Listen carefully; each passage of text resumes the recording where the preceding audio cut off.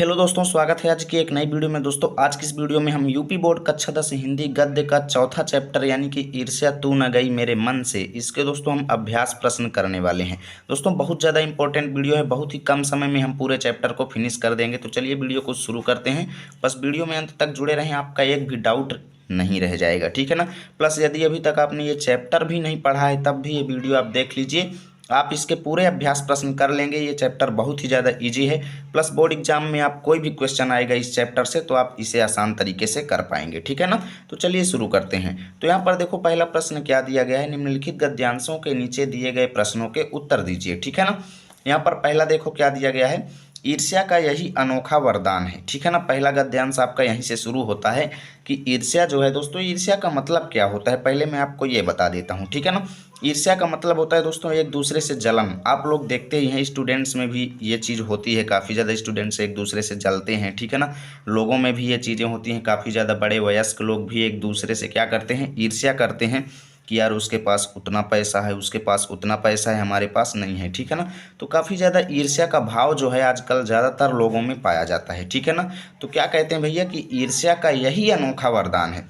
जिन लोगों में ईर्ष्या होती है वो उनके अंदर क्या वरदान स्वरूप में वो देती है, वो ये चीज़ देती है कि जिस मनुष्य के हृदय में ईर्ष्या घर बना लेती है, यानी जिस व्यक्ति के दिमाग में मन में ईर्ष्या का भाव आ जाता है ना, वह उन चीज़ों से आनंद नहीं उठा पाता, यानी वो उन चीज़ों का सुख नहीं ले पाता जो उसके पास मौजूद है, ठीक है ना। क्या हो जाता है जब वो ईर्ष्या का भाव उसके अंदर आ जाता है तो जो चीज़ें उसके पास उपस्थित होती हैं, मौजूद होती हैं, वह उससे संतुष्ट नहीं होता है। जबकि एक दूसरे से ईर्ष्या करके क्या करता है, वो दूसरे की वस्तुओं से दुख उठाता है, ठीक है ना। जो दूसरों के पास है, यानी दूसरों की वस्तुओं को देख करके वो मन ही मन दुखी होता है। ईर्ष्या का भाव यही होता है, ठीक है ना। उसके पास जो चीज़ें होती हैं वो उसमें संतुष्ट नहीं होता है, वह अपनी तुलना दूसरों के साथ करता है और इस तुलना में अपने पक्ष के सभी अभाव उसके हृदय पर दंश मारते हैं। यानी कि जैसे अब वो किसी दूसरे से, अगर आप गरीब हैं और किसी बड़े आदमी से तुलना करते हैं तो क्या कहते हैं, भाई मेरे उसके पास कार है, मेरे पास कार नहीं है। तो यानी आपके पास कार का अभाव है, ठीक है ना। तो ये जो अभाव का भाव है वो आपके हृदय में क्या करता है, दुख देता है, ठीक है ना, कष्ट करता है आपके हृदय में। तो वही चीज़ कह रहे हैं कि इस तुलना में जब वो किसी दूसरे व्यक्ति से साथ अपनी तुलना करता है तो उसमें जो उसके अंदर अभाव होते हैं उसके हृदय पर ही दंश मारते हैं, यानी मार पीड़ा करते हैं, ठीक है ना। दंश के इस दाह को भोगना कोई अच्छी बात नहीं है। मतलब अगर आप ईर्ष्या नहीं करेंगे तो ये चीज़ें आपके अंदर होंगी ही नहीं, ठीक है ना। आपको कोई कष्ट होगा ही नहीं। मगर ईर्ष्यालु मनुष्य करे भी तो क्या, यानी जो ईर्ष्या करने वाला व्यक्ति होता है वो कर ही क्या सकता है, ठीक है ना। आदत से लाचार होकर उसे यह वेदना भोगनी ही पड़ती है, ठीक है ना। एक दूसरे से ईर्ष्या वो करता ही है, एक दूसरे से जलता ही है, और जब जलता है तो भैया दुख तो उसे होता ही है, क्योंकि जो चीज़ उसके पास नहीं है वो चीज़ दूसरे के पास है, और इस संबंध में वो मन ही मन काफ़ी ज़्यादा दुखी होता है। तो वही चीज़ यहाँ पर रामधारी सिंह दिनकर जी कहते हैं कि भैया ईर्ष्यालु व्यक्ति करेगा ही क्या, आदत से लाचार होकर उसे यह पीड़ा जो है, वेदना मतलब पीड़ा जो है भोगनी ही पड़ती है भाई, ठीक है ना। तो अगर ये गद्यांश आपके बोर्ड एग्जाम में आएगा तो इसको कैसे सॉल्व करेंगे, सबसे पहले मैं आपको ये बताता हूँ। तो अगर ऐसे ही सेम ये गद्यांश पूरा बोर्ड एग्जाम में छप जाए तो देखो मैं नोट्स में आपको दिखाता हूँ, ठीक है ना। नोट्स में सबसे पहले आपको शुरू के दो शब्द यहाँ पर ईर्ष्या का लिख देना है, ईर्ष्या का, ठीक है ना। उसके बाद अंतिम के दो शब्द जैसे पढ़ती है तो अंतिम के दो शब्द पढ़ती है लिख देंगे, बीच बीच में डैश डैश कर देंगे ताकि एग्जामिनर समझ जाएगा कि आपने, देखिए गद्यांश क्या आता है, ऑप्शनल आता है, दो गद्यांश दिए रहते हैं जिनमें से एक करना होता है, ठीक है ना। तो ऐसे में अगर आप इस तरीके से कर देंगे तो वो समझ जाएगा कि दो में से आपने किस गद्यांश का आंसर दिया है, ठीक है ना। उसके बाद देखो यहाँ पर गद्यांश का संदर्भ, पहला प्रश्न क्या दिया गया है, गद्यांश का संदर्भ लिखिए। तो यहाँ पर अब आपको पहला ऑप्शन इस तरीके से डाल देना है, ठीक है ना, पहला लिख देंगे। और संदर्भ यहाँ पर कैसे लिखेंगे, प्रस्तुत गद्यांश हमारी पाठ्य पुस्तक हिंदी गद्य में संकलित, ऐसे ही आपको बोर्ड एग्जाम में लिखना है। मैं ये अपनी हैंड रिटेन नोट्स आपको दिखा रहा हूँ, ठीक है ना। हमारी पाठ्य पुस्तक हिंदी गद्य में संकलित ईर्ष्या तू न गई मेरे मन से शीर्षक से अवतरित है, जिसके लेखक रामधारी सिंह दिनकर जी हैं, ठीक है ना। इस तरीके से संदर्भ लिखना है। अब देखिए इस चैप्टर के आगे आने वाले जितने भी गद्यांश हैं सब में सेम संदर्भ रहेगा, इसलिए मैं बार बार नहीं बताऊंगा, आप लोग इसका स्क्रीनशॉट ले लो, ठीक है ना। अब देखो यहाँ पर मित्रों अगला प्रश्न क्या दिया गया है, गद्यांश के रेखांकित अंश की व्याख्या। अगर अब अब अगर आप यहाँ पर देखो तो गद्यांश में रेखांकित अंश यहाँ से लेकर यहाँ तक दिया गया है। तो इसका आप लोग पहले मैं समझाता हूँ। देखिए यहाँ पर जिस मनुष्य के हृदय में ईर्ष्या घर बना लेती है, मतलब एकदम आसान ही लैंग्वेज है, लेकिन थोड़ा बहुत चेंज करके तो लिखना ही पड़ेगा। तो कैसे लिखेंगे भैया कि जिस व्यक्ति के हृदय में, मन में ईर्ष्या का भाव होता है, वह उन चीज़ों से सुख नहीं प्राप्त कर पाता जो उसके पास मौजूद होती हैं, बल्कि दूसरों के पास उपस्थित चीज़ों को देखकर वो मन ही मन जलता है, जिससे उसको दुख होता है। ठीक है ना, इस तरीके से लिखना है। तो अब बात आती है कि नोट्स में ये चीज़ कैसे लिखेंगे। तो नोट्स में मैं आपको दिखाता हूँ। तो यहाँ पर आप दूसरा ऑप्शन दे देंगे रेखांकित अंश की व्याख्या। ठीक है ना, उसके बाद लिखेंगे जिस व्यक्ति के अंदर ईर्ष्या का भाव उत्पन्न हो जाता है, वह अपने पास उपस्थित वस्तुओं से सुख नहीं प्राप्त कर पाता एवं हमेशा दूसरों व्यक्तियों के पास उपस्थित चीज़ों से अत्यंत दुख प्राप्त करता है। ठीक है ना, इसी तरीके से सेम लिखना है। अब देखो यहाँ पर तीसरा क्वेश्चन क्या दिया गया है, लेखक ने ईर्ष्या का अनोखा वरदान किसे कहा है। तो आप यहाँ पर देख सकते हो कि ईर्ष्या का अनोखा यही वरदान है कि जिस मनुष्य के हृदय में ईर्ष्या घर बना लेती है, वह उन चीज़ों से आनंद नहीं उठा पाता जो उसके पास मौजूद हैं। तो इसी को आपको यहाँ पर लिख देना है। ठीक है ना, कैसे लिखेंगे देखो, लेखक ने ईर्ष्या का वरदान बताते हुए कहा है कि व्यक्ति अपनी चीज़ों से संतुष्ट नहीं होता एवं दूसरों की चीज़ों को देखकर जलता रहता है। यही क्या है दोस्तों, ईर्ष्या का वरदान है। ठीक है ना, तो पहला गद्यांश मैंने आपका सॉल्व करा दिया, आप लोग चाहें तो स्क्रीनशॉट ले सकते हो मित्रों। ठीक है ना, चलिए चलते हैं, अब हम किताब में आपको दूसरा गद्यांश समझाते हैं। ठीक है ना, तो यहाँ पर देखो दूसरा गद्यांश क्या दिया गया है, एक उपवन को पाकर भगवान को धन्यवाद देते हुए उसका आनंद नहीं लेना और बराबर इस चिंता में निमग्न रहना कि इससे भी बड़ा उपवन क्यों नहीं मिला, या ऐसा दोष है जिससे ईर्ष्यालु व्यक्ति का चरित्र और भी भयंकर हो उठता है।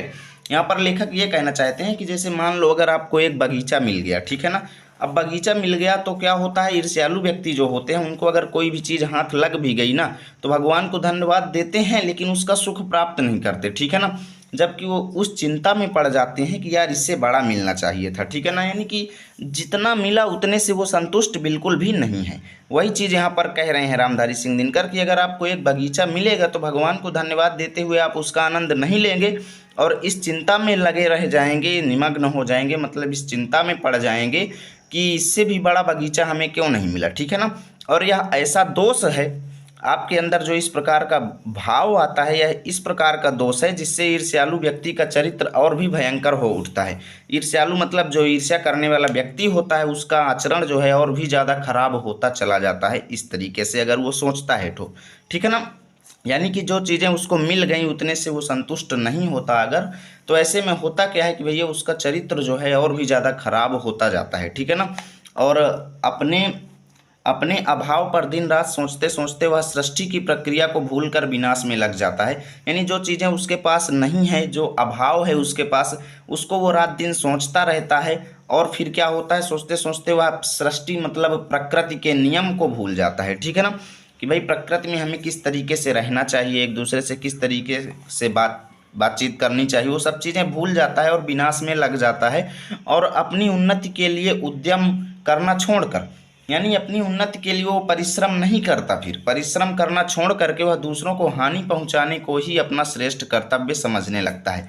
और जो ईर्ष्यालु व्यक्ति होता है वो क्या करता है, ये मेहनत नहीं करता कि मैं अपनी उन्नति के लिए मेहनत करूं, जबकि वो करता क्या है कि दूसरों को हानि पहुंचाने को ही अपना श्रेष्ठ कर्तव्य समझने लगता है कि अगर मैं दूसरों को हानि पहुंचाऊंगा तो इसमें मेरा जो है मेन काम होगा। तो यहाँ पर हम देखो सर्वप्रथम क्या करेंगे, एक उपवन और समझने लगता है लिख करके डैश डैश कर देंगे। ऐसे देखो मैं नोट्स में दिखाता हूँ। ठीक है ना, इस तरीके से सेम आपको करना है, एक उपवन उसके बाद लगता है लिख करके डैश डैश कर देंगे ताकि भी ये एग्जामिनर समझ जाएगा कि आपने किस गद्यांश को सॉल्व किया है। उसके बाद देखो आइए किताब पर, देखो क्या दिया यहाँ पर, उपयुक्त गद्यांश का संदर्भ लिखो। तो गद्यांश तो भैया सेम रहेगा, इसमें भी जो मैंने पहले वाले में बताया है उसको सेम यही यहाँ पर लिख दीजिएगा। ठीक है ना, गद्यांश के रेखांकित अंश की व्याख्या करो। अब अगर यहाँ पर आप देखें तो पूरा गद्यांश ही रेखांकित है। ठीक है ना, तो यहाँ पर हम क्या करेंगे, पूरी दाल ही काली है यहाँ पर, तो हम पूरे गद्यांश की व्याख्या करेंगे। ठीक है ना, यहाँ पर हम किसी दाल को नहीं पकड़ेंगे, यहाँ पर हम पूरे गद्यांश की व्याख्या करेंगे। तो देखो गद्यांश के रेखांकित अंश की व्याख्या में मैं पहले आपको यहाँ पर बता देता हूँ सिंपल। ठीक है ना, तो जैसे मैंने बताया कि लेखक कहते हैं भैया कि ईर्ष्यालु व्यक्ति जो है उसको जो चीज़ें मिल जाती हैं उससे वो संतुष्ट नहीं होता है और इससे उसका चरित्र और भी भयंकर होता जाता है। जैसे यदि किसी ईर्ष्यालु व्यक्ति को एक बगीचा मिल जाए तो वह उसका सुख नहीं प्राप्त करता, बल्कि इस चिंता में लग जाता है कि इससे बड़ा बगीचा क्यों नहीं मिला, और इसी वजह से उसका चरित्र और भी ज़्यादा खराब हो जाता है।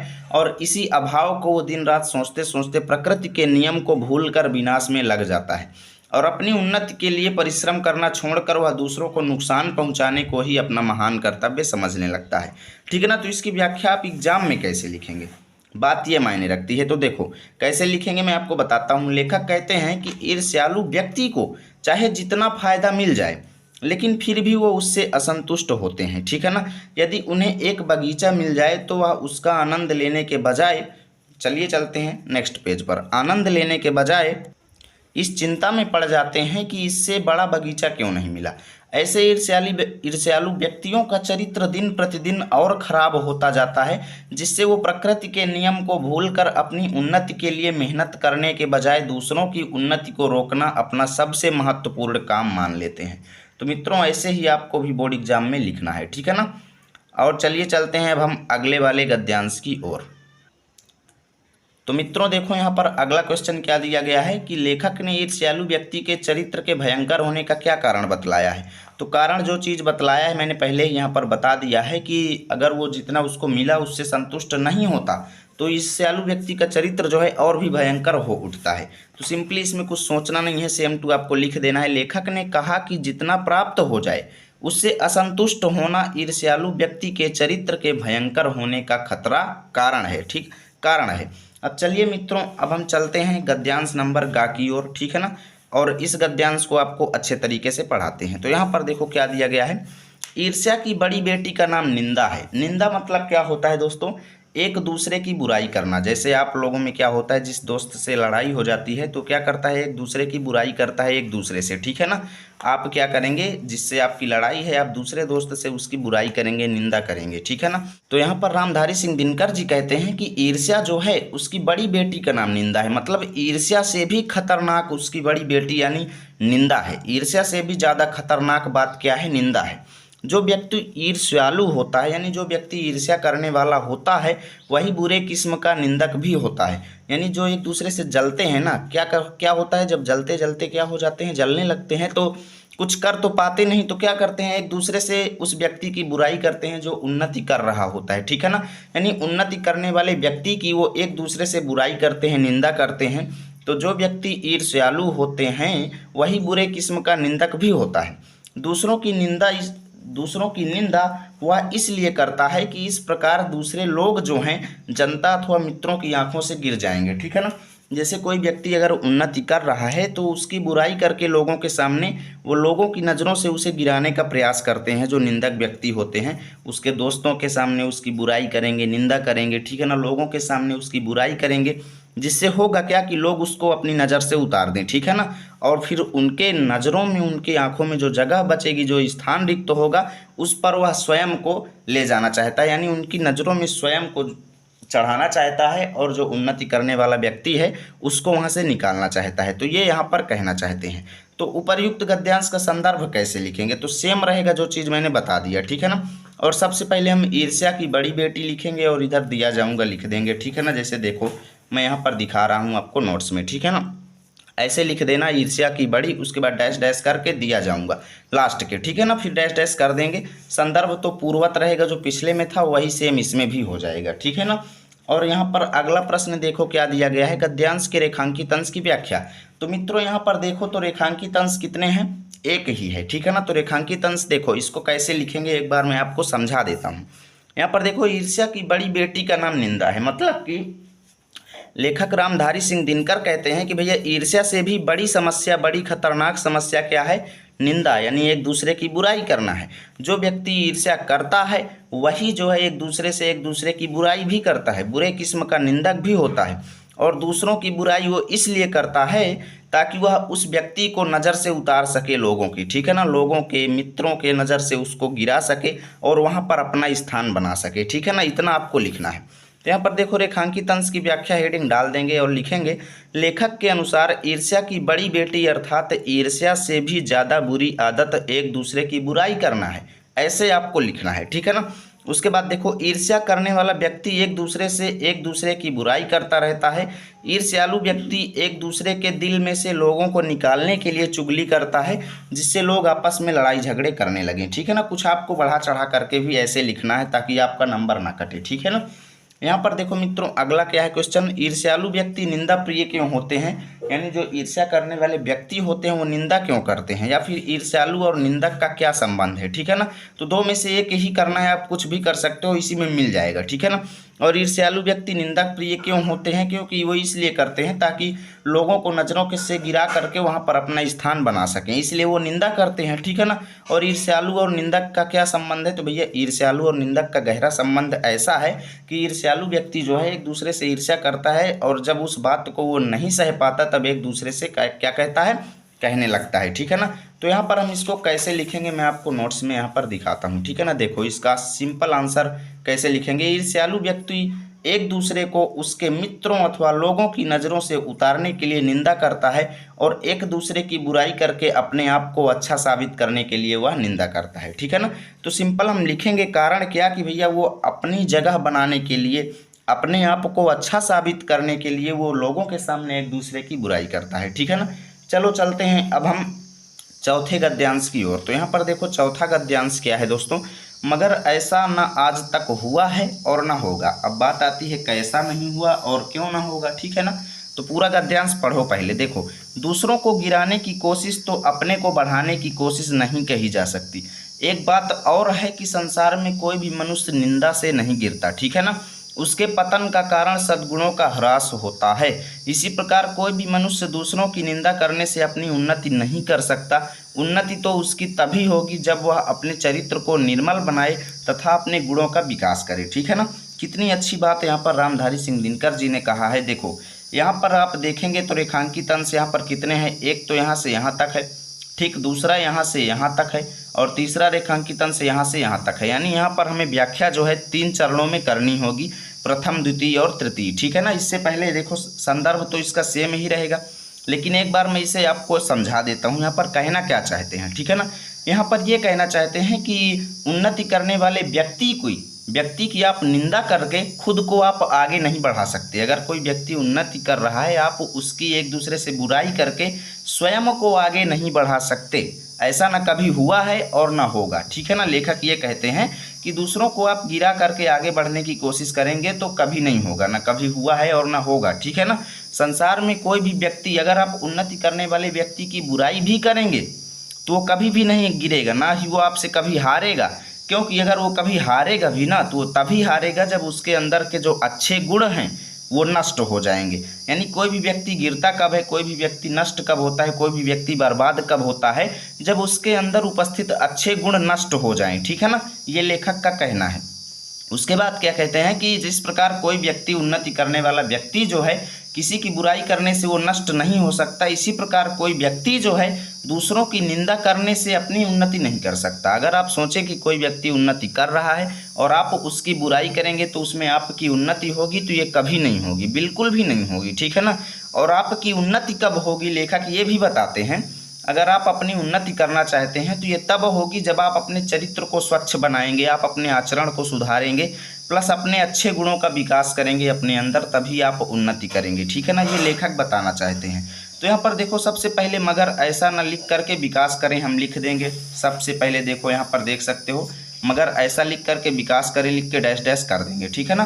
संदर्भ तो इसका पूर्वत रहेगा। अब देखो रेखांकित अंश की व्याख्या मैंने बताया 3 चरण करेंगे यहाँ पर, ठीक है ना। प्रथम, द्वितीय, तृतीय, 3 यहाँ पर रेखांकित अंश हैं। तो इसी तरीके से एग्जाम में आपको 3 हेडिंग्स डाल करके इसकी व्याख्या लिखनी है रेखांकित अंश की, ठीक है ना। तो यहाँ पर पहला वाला देखो कहाँ से कहाँ तक है, यहाँ से यहाँ तक। तो मैंने इसको एक्सप्लेन कर ही दिया है कि भैया दूसरों को गिरा करके आप स्वयं को आगे नहीं बढ़ा सकते, ये ना कभी हुआ है और ना होगा। तो सिंपल इसको कैसे लिखेंगे, यहाँ पर प्रथम लिख देंगे, किसी दूसरे व्यक्ति की निंदा करके कोई व्यक्ति उन्नति नहीं कर सकता, ऐसा कभी नहीं हुआ और ना होगा, ठीक। इस तरीके से आपको व्याख्या लिख देना है, ज़्यादा नहीं लिखना है क्योंकि 2 नंबर ही मिलता है, कोई ज़्यादा नंबर नहीं मिलता। अब देखिए द्वितीय में हम यहाँ से यहाँ तक की व्याख्या लिखेंगे, ठीक है ना, यहाँ से यहाँ तक की। तो संसार में कोई व्यक्ति निंदा से नहीं गिरता। आप अगर उन्नति करने वाले व्यक्ति की निंदा भी करेंगे तो उस पर कोई फर्क नहीं पड़ेगा और यदि अगर पड़ेगा भी फर्क तो तब पड़ेगा जब उसके अंदर उपस्थित अच्छे गुण नष्ट हो जाएंगे। तो इसको कैसे लिखेंगे, देखो, किसी की निंदा करने से उसकी उन्नति के पथ में कोई बाधा नहीं होती। किसी भी व्यक्ति की आप निंदा करते हैं तो उसके उन्नति के पथ में कोई बाधा नहीं होती। किसी व्यक्ति के बर्बादी का मुख्य कारण उसके अंदर उपस्थित मुख्य अच्छे गुणों का नष्ट हो जाना। कोई भी व्यक्ति अगर बर्बाद भी होगा तभी होगा जब उसके अंदर उपस्थित जितने भी अच्छे गुण हैं वो नष्ट हो जाएं। अब देखो तृतीय व्याख्या कैसे करेंगे, पहले मैं आपको एक बार गद्यांश दिखाता हूँ।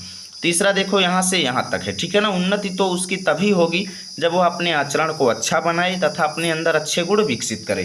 तो इसको कैसे लिखेंगे, देखो, किसी ईर्ष्यालु और निंदक की उन्नति तभी होगी, ईर्ष्यालु व्यक्ति और निंदक व्यक्ति की उन्नति तभी होगी जब वह अपने मन को पवित्र बनाएगा और अपने अच्छे गुणों को विकसित करेगा। सिंपल दोस्तों, बोर्ड एग्जाम में ऐसे आपको लिखना है। और चलिए चलते हैं अब हम आगे के कुछ क्वेश्चंस पर। देखिए यहाँ पर आ चुके हैं नेक्स्ट पेज पर, और यहाँ पर देखो क्या दिया गया है दोस्तों। उपर्युक्त गद्यांश के आधार पर निंदा का प्रभाव स्पष्ट कीजिए कि निंदा का प्रभाव क्या होता है। निंदा का प्रभाव यही होता है कि दोस्तों इससे कोई भी व्यक्ति उन्नति नहीं कर सकता। निंदा करके आप किसी से भी ज़्यादा नहीं हो सकते। या फिर मनुष्य के पतन का क्या कारण होता है, मनुष्य के पतन का कारण तो आपको गद्यांश में साफ साफ ही दिखाई दिया है कि भैया कोई भी व्यक्ति उसका पतन तभी होगा जब उसके अंदर के उपस्थित सभी सद्गुण नष्ट हो जाएंगे, अच्छे गुण नष्ट हो जाएंगे। तो ये वाला इजी है, इसका मैं आपको बता देता हूँ कैसे लिखना है, ठीक है ना। तो चलिए मैं आपको नेक्स्ट पेज पर ले चल के दिखाता हूँ नोट्स में, ठीक है ना। तो यहाँ पर देखो सबसे पहले तीसरे का ए नंबर आपको ऑप्शन डाल देना है कि हम तीसरे के ए का आंसर दे रहे हैं, ठीक है ना। उसके बाद कैसे लिखेंगे, देखो, एक दूसरे की निंदा के कारण व्यक्ति कभी उन्नति नहीं कर सकता है। निंदा का प्रभाव ये मैंने आपको बता दिया कि भैया एक दूसरे की निंदा के कारण आप कभी उन्नति नहीं कर पाएंगे, ठीक है ना। उसके बाद देखो मनुष्य के पतन का कारण तो उसके अंदर उपस्थित सभी अच्छे गुणों का नष्ट हो जाना, ठीक है ना। उसके बाद देखो मनुष्य की उन्नति कैसे हो सकती है, तो मनुष्य की उन्नति तभी होगी जब मनुष्य अपने आचरण को सुधारेगा प्लस अपने अंदर अच्छे गुण उत्पन्न करेगा, ठीक है ना। तो ये भी इजी है। उसके बाद देखो मनुष्य की उन्नति का क्या कारण बताया गया है, सेम दोनों क्वेश्चन हैं। तो यहाँ पर देखो एक ही आंसर होगा, मनुष्य की उन्नति तभी होगी जब वह अपने चरित्र को स्वच्छ बनाए तथा अच्छे गुणों का विकास करे। सिंपल दोस्तों, इतना आपको लिखना है, ठीक है ना। और मित्रों चलिए अब हम चलते हैं अगले गद्यांश पर। अभी तक कई लोग वीडियो को लाइक नहीं किए होंगे तो लाइक वगैरह कर दीजिएगा, ठीक है ना। मेहनत बहुत ज़्यादा लगती है ऐसी गर्मी में वीडियो बनाने में, ठीक है ना।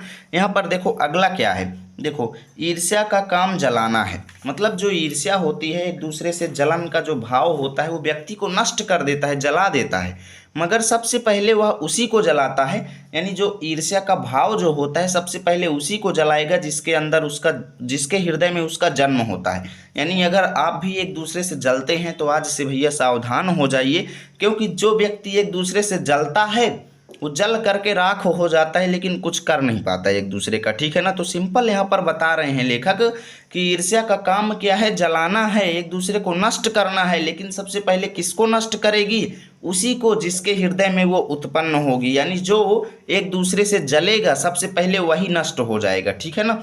आप भी ऐसे बहुत से लोगों को जानते होंगे, हम भी जानते हैं अपने इलाके में, हम भी कई लोगों को देखते हैं जो एक दूसरे से जलते हैं, और आप भी जानते होंगे आपके इलाके में भी होंगे, ठीक है ना।